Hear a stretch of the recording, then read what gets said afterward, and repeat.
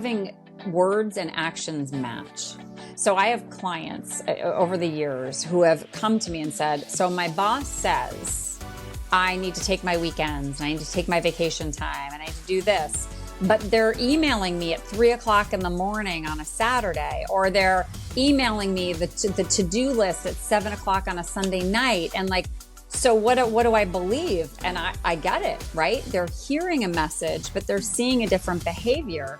And Correct. so trying to muddle through that as a leader, you have to be in integrity with your words and your actions. So if you tell people don't work on a weekend, and then they see ping, ping, ping from you all weekend long, they're going to read a very clear message that they're hoping you'll match their energy.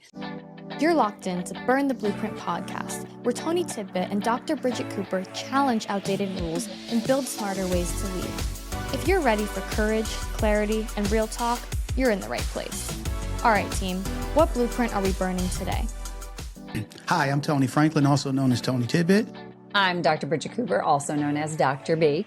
And welcome to Burn the Blueprint podcast, where we break down outdated corporate playbooks, call out what's not working, and build smarter, stronger, people-centered systems and teams. That's right. So, Dr. B, you ready? I think so. And guess what? You got the I've lighter. got the match. Oh, wait. Hold on. There it goes. There we go. 'Cause we're definitely going to need that fuel, because today, Dr. B, we're going to be burning a blueprint that a lot of people know too well. And we're talking about workplace loyalty and why it is still being measured by sacrifice. And you know this, right? In too many organizations, the person who stays late, answers every message, skips personal time, and keeps saying yes is seen as the most loyal. But Dr. B, here where the problem lies, right? Yeah. That is not always loyalty. Sometimes that's burnout, right? Sometimes that's pressure, because once you start doing it, now you feel you got to keep doing it. And sometimes, and more importantly, a lot of times, it is a broken system depending on people to keep sacrificing themselves. So today, we're going to burn this blueprint that says employees have to exhaust themselves to prove that they care. Let me hear your thoughts. Yeah, I mean, I think this is a very common problem. And even though we have gotten much better at understanding organizational performance and commitment and engagement and looking at different measures and metrics to be able to look at this problem, we go back to some tried and true practices oftentimes, which is overwork is work. And that people being available at all times during, especially with the communication access that we have now to our employees and our leadership, we can ping someone at any time, day or night, and have this insistence that they get back to us in that moment.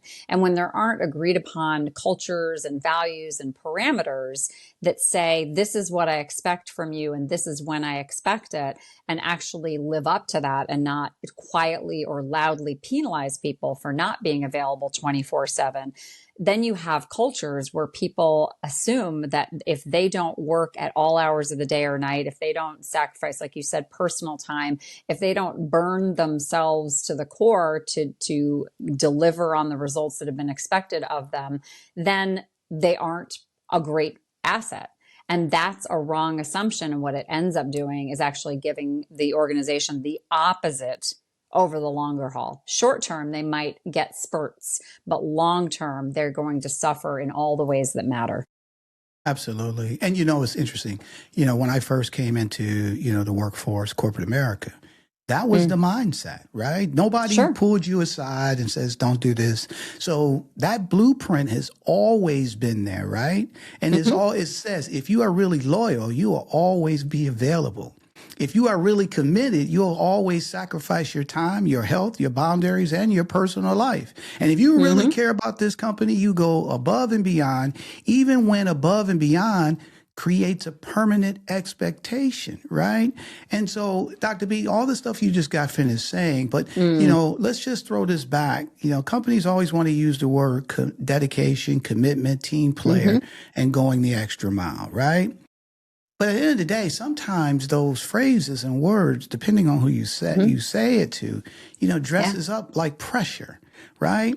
And so people start thinking that this is what they have to do, because once going above and beyond becomes a daily expectation, it's no longer above and beyond, right? It's just job expanding without the support, recognition, or boundaries to match. And so too many people are praised for sacrificing themselves instead of being protected from a system that keeps asking for more.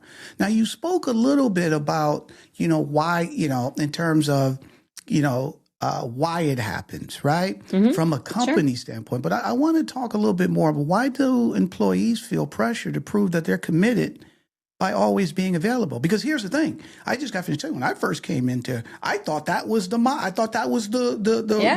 SOP, the standard operating procedure, right? And if I said no, if I said I can't do it, if I said I got to take my kids somewhere, then it would be, demerits against me. Absolutely. And that's the thing. It's this perception problem that if you see what's happening in the culture and what's rewarded is 24/7 access, then you're going to think the axe is coming for me if I don't provide that and more. And I have clients who I talk down off those rooftops often about the idea that the more that you end up producing at the levels that you are unsustainable, coming and going at all times, day or night, answering emails, texts, phone calls, all times, day or night, weekends. It's going to become the standard, like you said, of output. And then the resources that are actually required to get that work done over a longer period of time, because you will burn out. There will be a burnout at some point. Is actually, it's just unsustainable. And it's a lie to the company, but it feels like, from the employee perspective, it feels like success. Because they're getting a lot of ADA persons, right? To them. Yeah, exactly. Yeah. Yeah, way to go. right. And way to go. Nice job. Oh my gosh, you're a poster child for this particular, company. And it also feels like safety. Because if you think that I'm available at all times, day or night, I always answer the phone calls, I always do the thing, then I'm indispensable. They can't live without me. They're not gonna cancel my job. They're not gonna reorganize me out of here. I'm safe and protected, because newness and new jobs and, oh gosh, don't even get me started about the, AI influence on job searches, right? That you can't find a job because nobody's reading your resume anyway. That whole prospect and process is intimidating for employees. So they want to stay unless they decide to go. And so that level of overwork and mistaking overwork for loyalty ends up really muddying the waters of their own experience in that company. Absolutely. And just I appreciate that plug that you threw in there regarding looking for a job in the AI era, because that's going to be our next blueprint that we're going to burn, right? And that's a new blueprint. Yeah. So we're definitely going to dive back into that. So here's the thing, though. And everything you said is spot on, right? But why do leaders, they see this, I should say. They know this, right? So why do they unintentionally reward people for overextending themselves when they know that when they say that a boy, or that a girl, a way to go, a great job, or we depend on you, everybody else is watching. Everybody else is looking. And then what are they going to do? They're going to mimic that, right? Or at least they think they have to mimic that, right? And so if they mimic that, then to your point, it's unsustainable. And next thing you know, people, start breaking down, burnout, and the leaders should know that. So why do they continue with this blueprint in terms of doing this? So I think the first thing you have to ask is the leader modeling that behavior?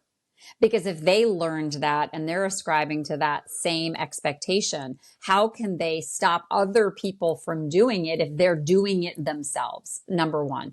Number two, they're also trying to preserve their position. And if preserving their position comes at the expense of that is having people producing at the levels at which they're producing and accessible at the times at which they're accessible, then they're going to mistake short-term success for long-term sustainability. And those two things do not go together.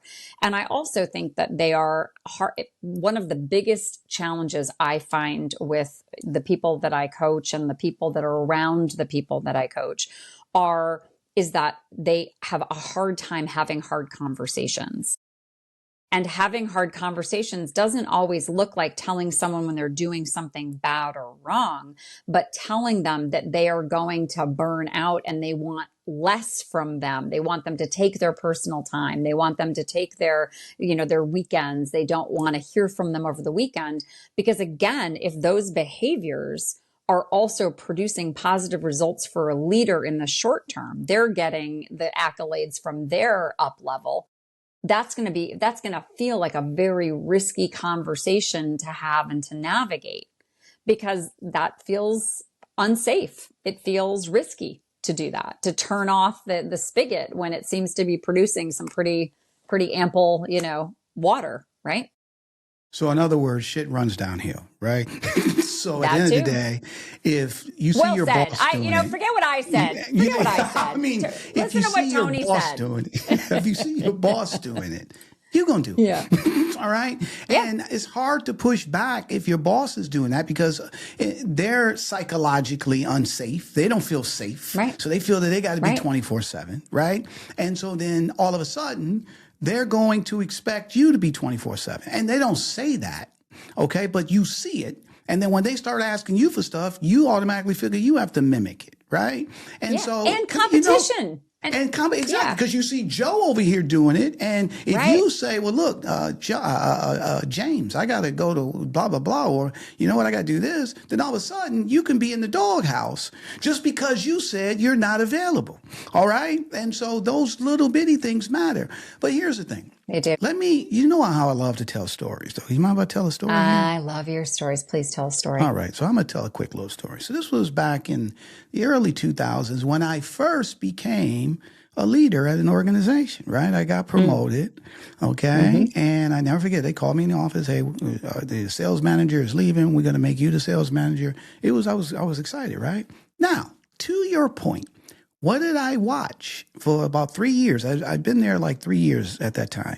I watched my VP, okay? And he stayed late, all right? And he was always available and this and that, whole 9 yards. Everybody left work before him. He was the last one leaving the office, blah, blah, blah, okay? So what did I do? So I remember my first week as the new manager, right? Never forget this, right? I'm in my office. Right. And now I got this responsibility and everybody's walking out saying, hey, Tony, see you tomorrow. Hey, my office is by the exit. Right. Yeah. So people walk past my office. Tony, see you, blah, blah, blah. Right. So I'm expecting to stay. I got this new role.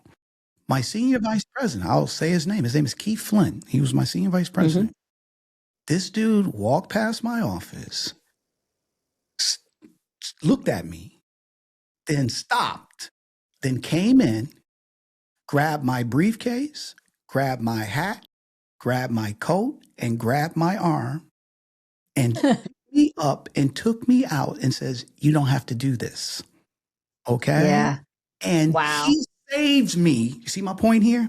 He was like, you don't have to be him.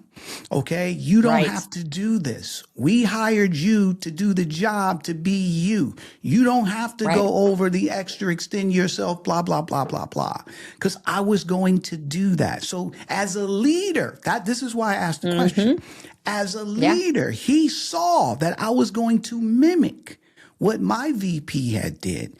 And he didn't even say a word until we got outside. He just came in, grabbed my jacket, knew, and grabbed me by the shoulder and took me out the door. And we got the door, said, you don't need to do that. You just be who you are. It's okay. So you see my point here? Let me hear your thoughts on that. Oh, I do. And I think, well, yes. And I think there's this piece of not only modeling the behavior, but having words and actions match. So I have clients over the years who have come to me and said, so my boss says I need to take my weekends and I need to take my vacation time and I need to do this, but they're emailing me at 3:00 in the morning on a Saturday, or they're emailing me the to-do list at 7:00 on a Sunday night. And like, so what do I believe? And I get it, right? They're hearing a message, but they're seeing a different behavior. And so trying to muddle through that as a leader, you have to be in integrity with your words and your actions. So if you tell people don't work on a weekend and then they see ping, ping, ping from you all weekend long, they're going to read a very clear message that they're hoping you'll match their energy. And that's not helpful, not healthy. That manager that you had, well, up level, a skip level that you had, senior level, was so smart, because I'm sure what they observed without them, I don't have the story, I don't have the details, was that your boss was seen as not as competent because he was working harder, not smarter. I mean, and that in and of itself, I'll never forget that. That one of my skip levels early in my career said that: work smarter, not harder. Exactly.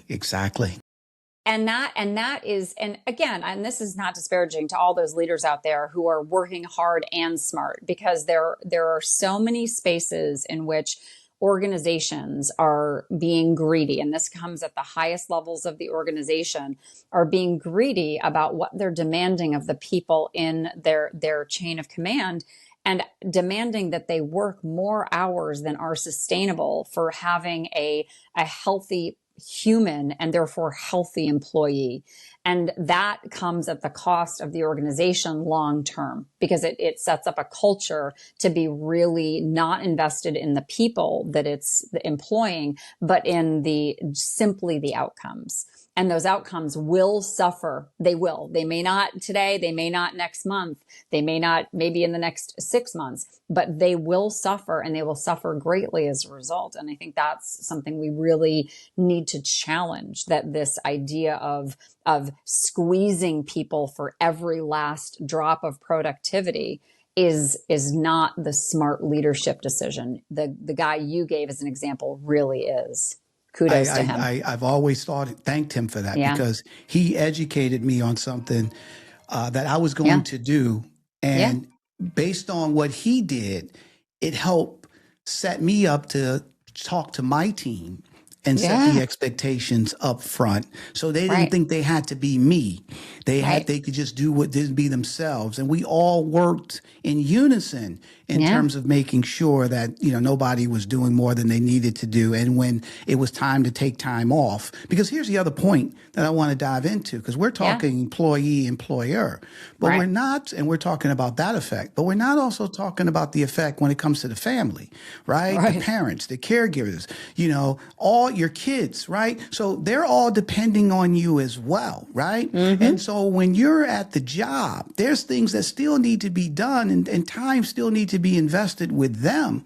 So at the end of the day, you're just not being burned out from your organization. You're not being able to spend the time with your family, right? Because of these expectations that haven't been spoken, but you're giving them. And more importantly, you're taking away from your family. Let me hear your quick thoughts on that. Yeah. And it's not just family, it's health overall. It's social relationships. It's physical health. I can't tell you how many of my clients I have to demand every time we get on the call. When was the last time you took a yoga class? You went for a walk. You went to the gym. You did something that you enjoy doing. You read a book for enjoyment, not because you had to get through it, right? To deliver something at work.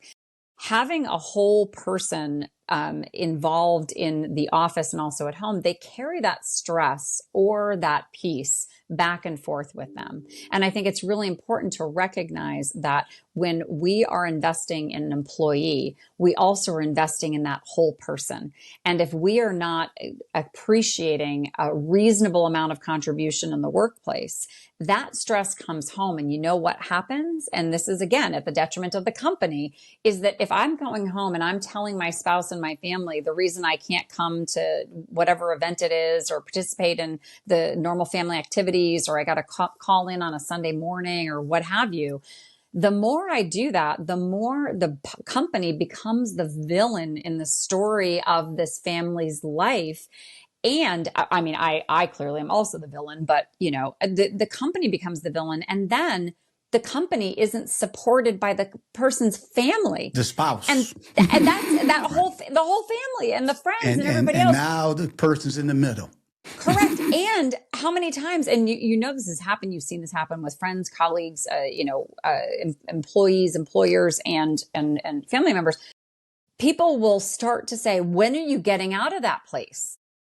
And then you're going to have undesirable turnover because when they have to choose between who they live with, right, and who they work for, you can guarantee they're going to leave who they work for. And you're going to end up losing people because you can't win them back because you're this unknown entity that's just been working to that employee to the bone.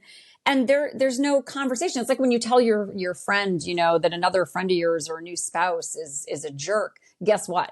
They're a jerk forever. They're never going to live that down. And the same goes with a bad boss or a bad company. So you've got to be really mindful that that's what you're setting up in the lives of your employees, and therefore in the longevity of your company and the talent acquisition and sustaining.